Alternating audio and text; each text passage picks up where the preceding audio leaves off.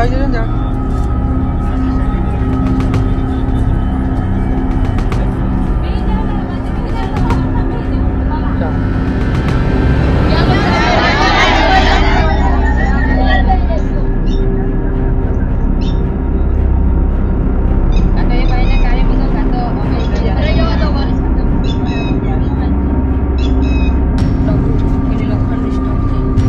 આદિવાસીઓની જાતિ વિષયક શબ્દો બોલ્યો ને તમને માર્યા.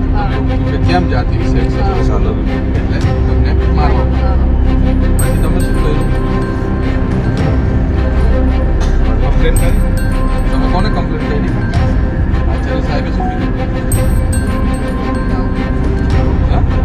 હવે મારતા નહીં એવું કહી.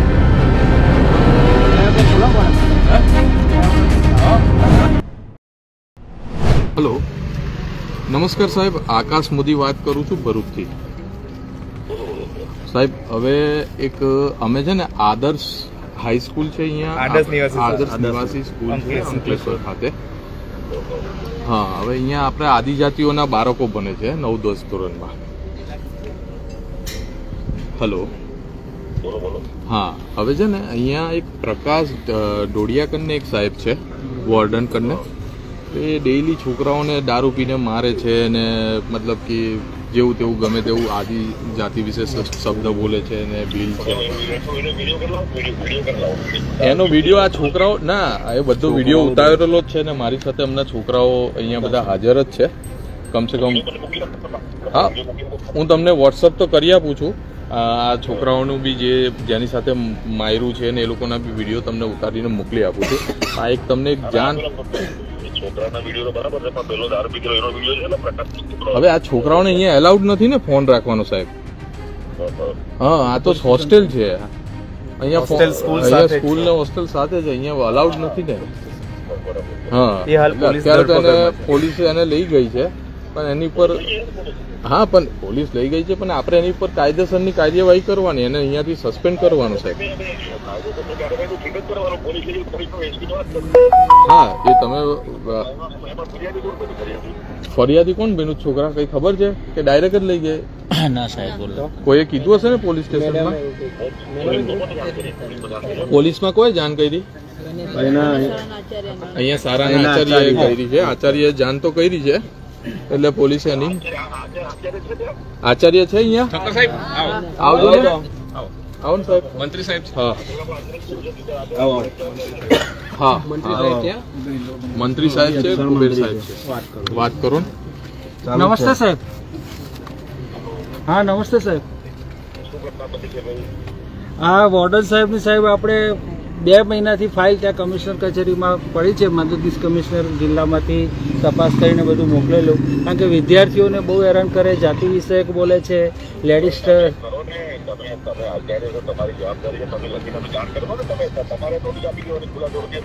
અરે સાહેબ, એને જાણ કરી હતી જિલ્લા મદદનીશ કમિશનર સાહેબે 12 તારીખે તપાસ કરીને આખો અહેવાલ 52 પેજનો કમિશનર કચેરી ગાંધીનગર મોકલાવેલો છે સાહેબ, 14 ડિસેમ્બરનો. હા, ત્યારબાદ પણ એમને તે સમયે જિલ્લા મદદનીશ કમિશનર સાહેબે સૂચના આપી તો અમે તાત્કાલિક એને તે સમયે 1 મહિના માટે શાળા કેમ્પસમાંથી બહાર કાઢેલો, ફરજમુક્ત કરેલો અને એમને મેન્ટલી ફિટનેસનું સર્ટિફિકેટ લાવવા માટે જણાવેલ. એટલે મેન્ટલી ફિટનેસનું સર્ટી લઈને પછી આવ્યા તો 18 જાન્યુઆરીએ પાછા એમને અમારે હાજર કરવા પડ્યા અને ઉપરથી કંઈક સાહેબ ઉપર ફોન આવ્યો હતો અને સાહેબની સૂચનાથી મેં એમને હાજર પણ કરી લીધા. પણ તે છતાં એમની પ્રવૃત્તિઓ વધુને વધુ વિકળતી ગઈ અને તેને પરિણામે આજે આવી ઘટના બની સાહેબ કે શાળા સમય બાદ વિદ્યાર્થીઓ છાત્રાલયમાં ગયા તો વિદ્યાર્થીઓ સાથે એમને વર્તન સાથે સફાઈ કામદાર જે રાખેલો હતો એ બંને મળી અને વિદ્યાર્થીઓ સાથે બહુ અયોગ્ય વર્તન કર્યું. એક વિદ્યાર્થીના એક રૂમના વિદ્યાર્થીઓનો બધો સામાન બહાર કાઢીને ફેંકી દીધેલો હતો અને કે અમે મૂકી દઈશું, જાઓ કે છે, તમે નીચે જતા રહો કે છે, નહીં જાઓ તો કે મારીશું ને બધું એમને ધમકીઓ આપી હતી એમને.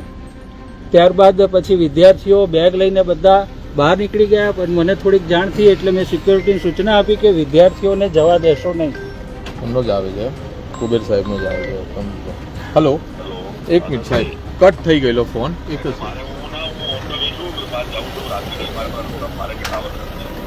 અચ્છા એવું છે કઈ કમિશનર સાહેબ બી છે અહીંયા કમિશનર એક મિનિટ સાહેબ जी सर जी sir sir sir sir sir जी सर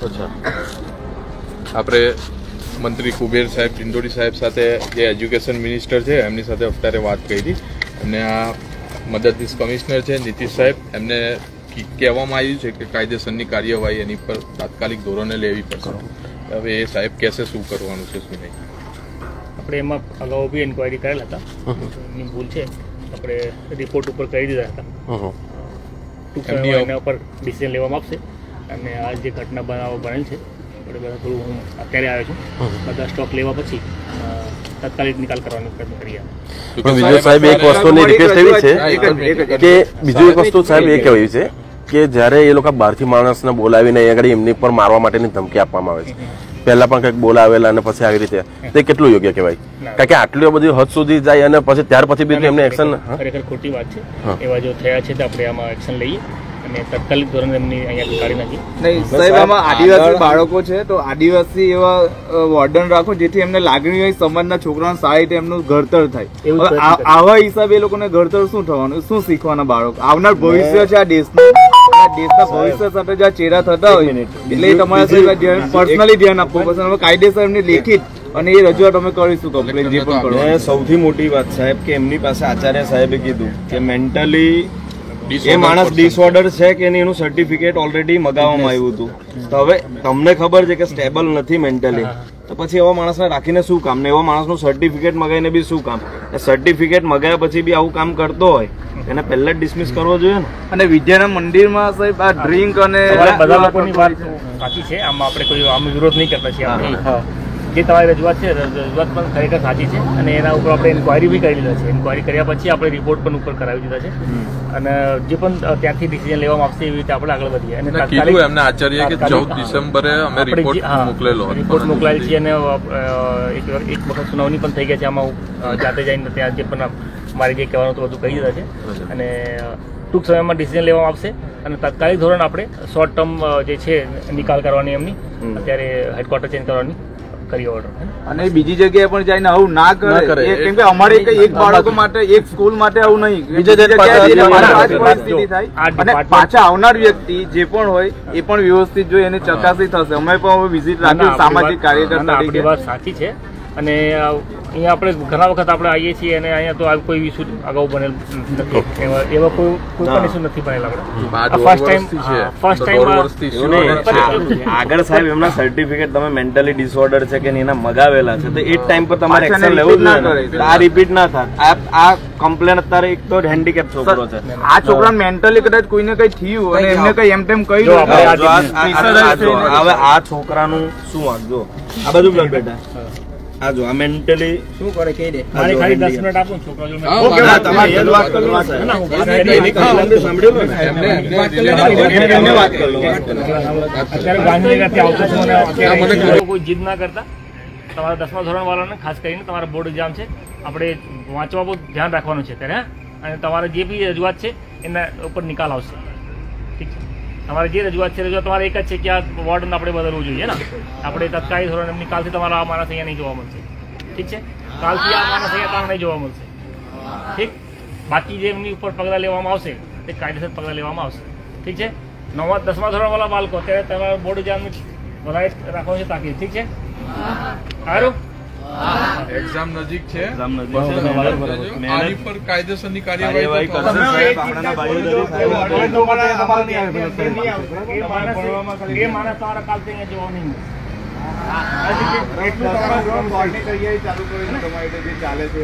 એટલે બીજી ચિંતા પણ છોડી દો તમારે જે પુસ્તકો તમારે ચોપડા પછી કે જે બે ચોપડા જે જોઈતું હોય કઈ નહીં ફોન કરી દેવાનો બરાબર નંબર આપેલો છે બંને અને તમે અત્યારે ખાલી એસએસસીજીમાં છે 10મા ધોરણમાં એની તૈયારી ચાલુ કરશો બરાબર અને બીજી કોઈ પણ ચિંતા હોય તો અમારો નંબર આપો આ સાહેબ પણ છે આપણા અને બધા આમની કાઢી મૂકીએ તો કોઈ આમાં આ દિન સુધી આપણે કોઈ પણ વાંધો નહીં આવે છે તમે જાણો છો આ સ્કૂલ કેટલા વર્ષોથી બરોબર એક પણ ફરિયાદ આવી હોય તો કહો. આવી જ નહીં કોઈ, આપણે એવો હોય તો કોઈ જવાબ તો મારે નોકરીને 10 મહિના રહ્યા, 33 વર્ષમાં મારી કોઈ ફરિયાદ નહીં.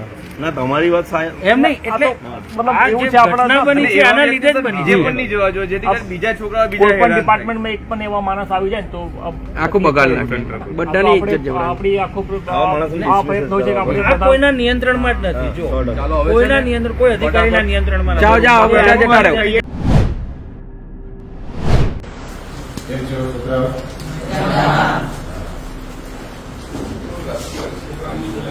જે પણ વસ્તુ બની છે અમે તમારા પ્રિન્સિપાલ સાહેબ અને તમારા ક્લાસ ટીચર સાથે ચર્ચા કરી છે.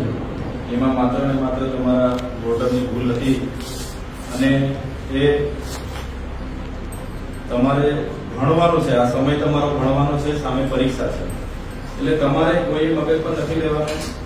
તમારા વતી અમે આગેવાનો બેઠા છે, જ્યાં પણ રજૂઆત કરવા જેવી હશે અમે રજૂઆત કરીશું. બરાબર છે.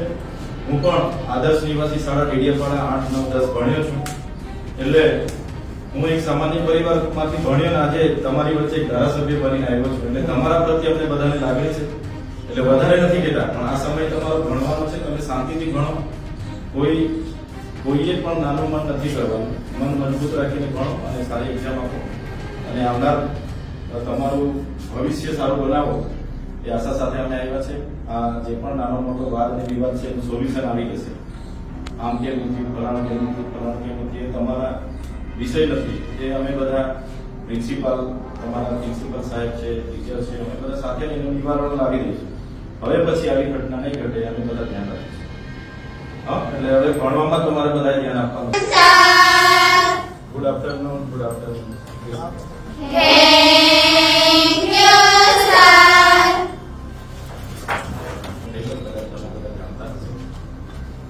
જાણ થઈ એટલે મુલાકાત માટે આવ્યા છે. સાથે સાથે તમારા પ્રિન્સિપાલ મેડમે કીધું કે આપણી દીકરીની પણ મુલાકાત લેવી છે, તો તમારી મુલાકાત માટે આવ્યા છે.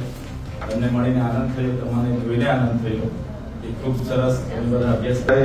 સામાન્ય પરિવારમાંથી, આદર્શ નિવાસી શાળામાંથી ભણીને ધારાસભ્ય બન્યા છે, ત્યારે મને આ આદર્શ નિવાસી શાળાની જે આખી ભણાવવાની આખી પદ્ધતિ મને ખબર છે. ત્યારે જ્યાં હોસ્ટેલની અંદર કઈ રીતના હરીફાઈ થાય, બાજુ આ બે 80% લાવે છે, તો એમનાથી હું 81 કઈ રીતના લાવું એ પ્રયત્ન કરો. એમાં મગજ ચલો, નાનો મોટો વિવાદ તો થયા કરે, થાય. એ તમારા વિચાર બહારની વાત છે. એક નાની ખાતે આદર્શ નિવાસી શાળા કુમાર અને કન્યાની મુલાકાતે આવ્યા છે. એનું કારણ એવું છે કે ગઈકાલે 11:30 વાગે રાતના વાલીઓનો ફોન હતો કે ત્યાં જે એમના વિદ્યાર્થીઓ છે એમની સાથે વોર્ડન નશાની હાલતમાં અપશબ્દ બોલીને, જાતિ વિષયક અપશબ્દ બોલીને એમને માર મારી રહ્યા છે. ત્યારે અહીંના સામાજિક આગેવાનોને મેં સંપર્ક કર્યો અને મોકલેલા તો હકીકત સાચી હતી.